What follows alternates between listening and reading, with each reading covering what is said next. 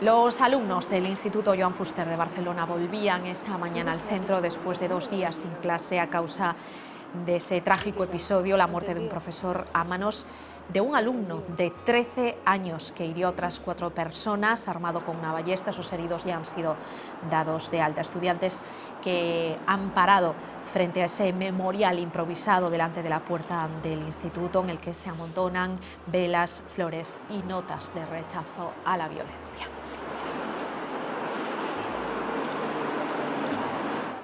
Bueno, de cómo se ha reaccionado ante este episodio ocurrido en Barcelona, pero que sentimos muy cerca, de cómo ha reaccionado la comunidad escolar gallega. Vamos a hablar esta noche con Julio Díaz, presidente de AMPE, el sindicato independiente AMPE en Galicia. Muy buenas noches, Julio. Hola, muy buenas noches. ¿Podemos decir, tal y como ha asegurado la Generalitat, que se trata de un episodio aislado, o debemos contagiarnos un poquito del miedo que ha suscitado este hecho? Bueno, nosotros hacemos una valoración de que es un hecho desgraciado, de que podía haber ocurrido ahí, en un campo de fútbol o en una piscina. Lo que sí tenemos que hacer una cierta reflexión con respecto al mundo educativo, porque creo que podemos hacer algo más en lo que a relación a la convivencia en los centros se refiere. Pero nosotros queremos aislar totalmente este hecho de lo que son los problemas de convivencia en los centros educativos. Para nosotros un hecho desgraciado y ahí lo vamos a dejar. Un episodio obviamente muy extremo. Supongo que no compartís declaraciones como la que hoy escuchábamos de la Confederación Española de Asociaciones de Padres y Madres de Alumnos, CEAPA, advirtiendo de que si este Instituto de Barcelona hubiese contado con más medios humanos, es decir, si no se hubiese recortado tanto, el riesgo se hubiese reducido. Los recortes son importantes, no cabe duda de que centros mejor dotados detectan más anomalías. Yo pongo un ejemplo: si este centro tuviese en su plantilla un psicólogo, pues seguramente este niño pues hubiese sido supervisado por el psicólogo, porque los propios padres, un docente y una sanitaria que lo estaban tratando, pues seguramente hubiesen hablado con esta persona para que hiciese un seguimiento. Y nosotros creemos que el gran error está ahí. El gran error está en que tiene que haber más comunicación entre padres y los centros docentes. Nosotros no somos partidarios de que alumnos con este tipo de problemas se trasladen a toda la comunidad escolar, pero lo mismo que pasa con temas de violencia de género, incluso de propios compañeros nuestros. Sí debe haber alguien en el centro, el propio tutor, una persona del equipo directivo que conozca estos hechos, y de haberlos conocido, pues seguramente hubiese otro seguimiento de este alumno. ¿Sois partidarios, Julio, de que los padres estén obligados a dar información médica de sus hijos a los colegios, tanto desde el punto de vista de enfermedades pues, que pueda tratar el pediatra simplemente, como desde el punto de vista del psiquiatra?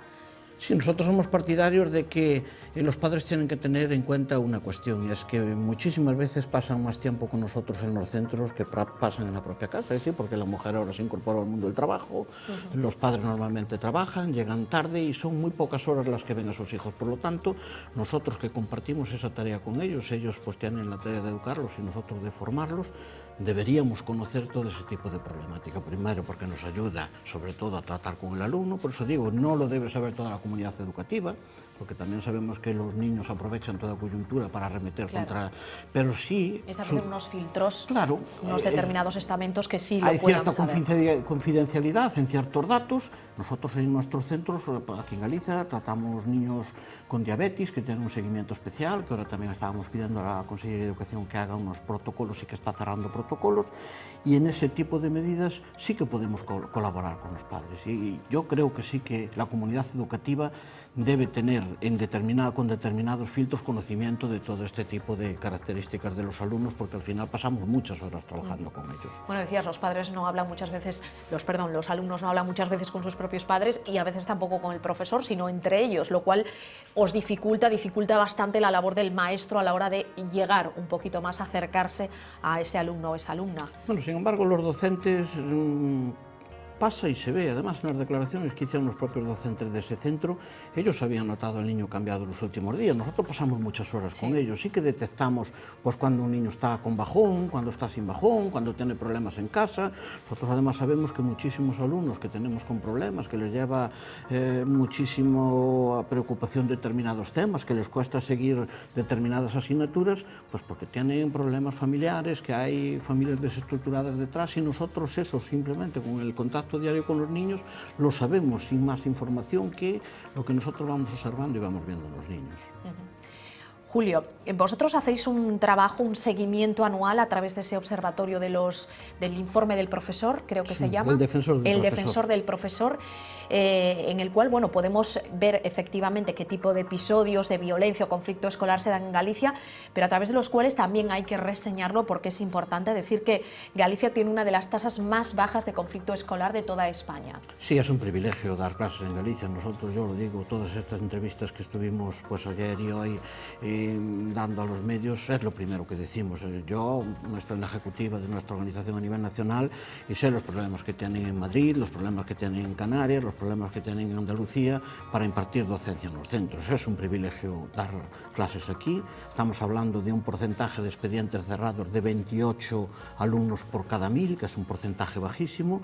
Ninguno por causas muy graves, me refiero, se abre y se cierra expediente por causas preocupantes, pero no causas de extrema gravedad, ni llegar a este tipo de causas. Casos de acoso, por ejemplo, de agresiones acosos entre los propios alumnos, amenazas a profesores, pero bueno, cuestiones de la convivencia diaria que hay que atajar, pero que tampoco pasan a casos de extrema gravedad.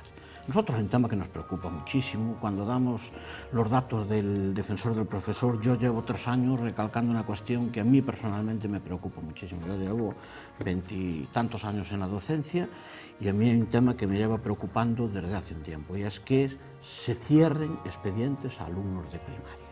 Estamos hablando de alumnos de 8, 9 años, y para cerrar un expediente a un alumno tiene que haber hecho algo grave, y estas edades, pues un dato comparativo: alumnos de primaria con 8 o 9 años, 30 expedientes en toda Galicia; alumnos de bachillerato con otras edades ya más conflictivas, ya los alumnos están en una edad más problemática, solo se cerraron 38 expedientes. Pero, ¿de qué comportamientos estamos hablando en criaturas de 8 años? Estamos hablando de amenazas a los profesores, de agresiones a sus propios compañeros, de rayar los coches al profesorado. Estamos hablando de a un alumno no se le abre un expediente, y ahí estamos hablando solo de datos de expedientes cerrados, porque se abren muchísimos más que luego se cierran. Cuando a un alumno se le cierra un expediente es porque hubo una causa con cierta gravedad para cerrar un expediente.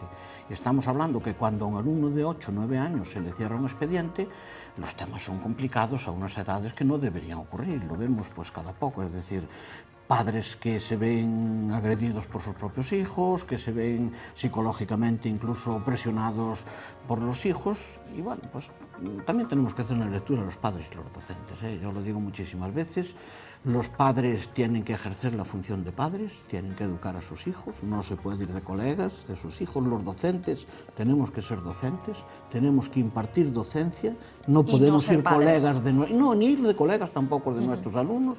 Yo estoy convencido que para impartir docencia hay que respetar a los alumnos, pero tiene que haber 2 niveles, del que imparte y el que recibe. Tiene que estar la ley del esfuerzo ahí, las cosas tienen que costar, los niños no se traumatizan tan fácil como los padres y algunos docentes creen, y yo creo que tenemos que ir retomando una situación de volver a encarrilar lo que es la educación y la sanidad en nuestro país, porque ocurren cosas que no deberían ocurrir. Supongo que una parte importante para que esa situación cambie es darle una mayor autoridad, la autoridad que ha perdido a lo largo de estos años la figura del profesor, una cosa que está contemplada a priori en esa reforma del Código Penal. Bueno, nosotros en Galicia ese tema lo tenemos superado desde el año 2006, precisamente por un escrito que nosotros presentamos a la Fiscalía. La Fiscalía reconoció que los docentes en Galicia y los sanitarios tenemos la condición de autoridad.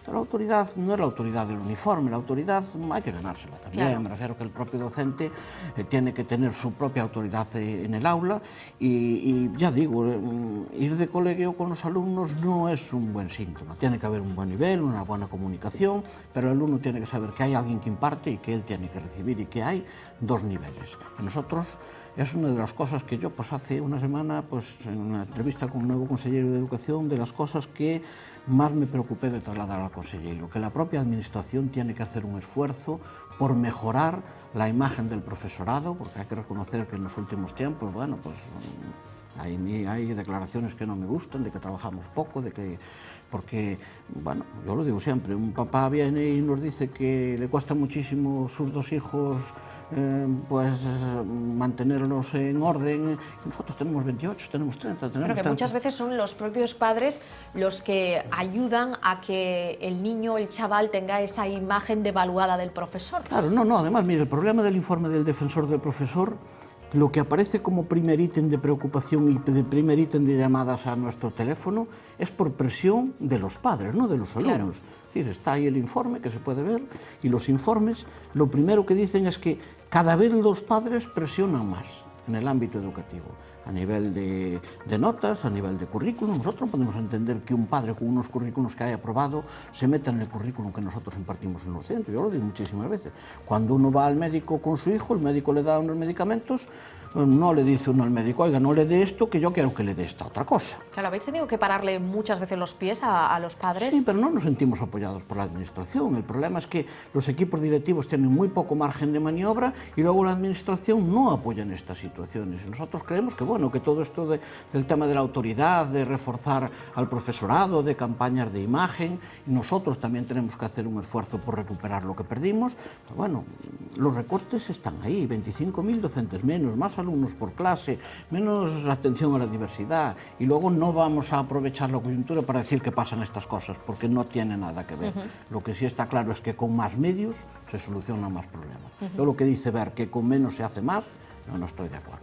Bueno, mencionas ahora al ministro de Educación, te iba a preguntar, Julio, el consejero de Galicia no fue uno de los que se levantó de la mesa ayer, sí 5 de otras comunidades autónomas, bueno, que no estaban de acuerdo con otro asunto, pero bueno, el tema era el de acordar con las comunidades, crear un grupo de trabajo para prevenir y detectar problemas de violencia en las aulas, es decir, un poco unificar criterios para actuar del mismo modo en las distintas comunidades autónomas. Bueno, aquí sí es cierto que el anterior consejero, nosotros fuimos la organización que más presionó en esta cuestión, con el tema del defensor del profesor, con el tema de una asesoría jurídica para el profesorado, bueno, todas las cuestiones que tienen que ver con convivencia, nosotros llevamos muchísimo tiempo insistiendo, y sí hemos avanzado cosas. Este viernes se constituye el Consejo de Convivencia en Galicia. Tenemos una convocatoria para empezar a funcionar la comisión, porque la verdad es que sacamos... Aquí hay una ley de convivencia escolar, Es lo que te quería decir, sacaron una ley de convivencia y participación, pero la ley de convivencia y participación con un decreto posterior, pues tampoco vale de nada sacar una ley. Yo se lo decía al consejero el otro día, le decía, la ley está muy bien, es un punto de partida, pero necesitamos protocolos de actuación en los centros, que no sea todo burocrático, que ahora el tema de convivencia no se reduzca porque ya hoy por ahí una macroencuesta. No son esas cuestiones, hay que habilitar que haya en los centros resolución de conflictos, que se haga formación del profesorado, en resolución de conflictos. Y luego un tema importantísimo, es que hay una brecha muy importante entre los alumnos que tenemos y la formación que les damos. Es importantísimo que aquí aparece nuevo ministro, nueva ley, nuevo ministro, nueva ley, pero a la hora de la verdad no fuimos capaces, con todas las leyes educativas que tenemos, de romper la brecha digital que tenemos con nuestros alumnos. Es decir, nuestros alumnos están muchísimas veces desconectados del sistema porque no llegamos a ellos, porque viven otro mundo que nosotros no vivimos. Claro. Entonces sí, avanzamos algo con las pizarras digitales, con algunas cuestiones, pero yo creo que tenemos que la reforma, un consenso de una reforma que tiene que durar tiempo, tiene que ir en la línea de acercarnos al mundo digital de nuestros alumnos y a la vida real de nuestros alumnos, que no está enfocada ahí. Julio Díaz, presidente de AMPE Galicia, muchísimas gracias por estar hoy con nosotros. Muchísimas gracias a vosotros por invitarme. Nosotros nos vamos, se quedan como cada noche con Vía V, volvemos mañana, eso de las 9 menos 5. Hasta mañana.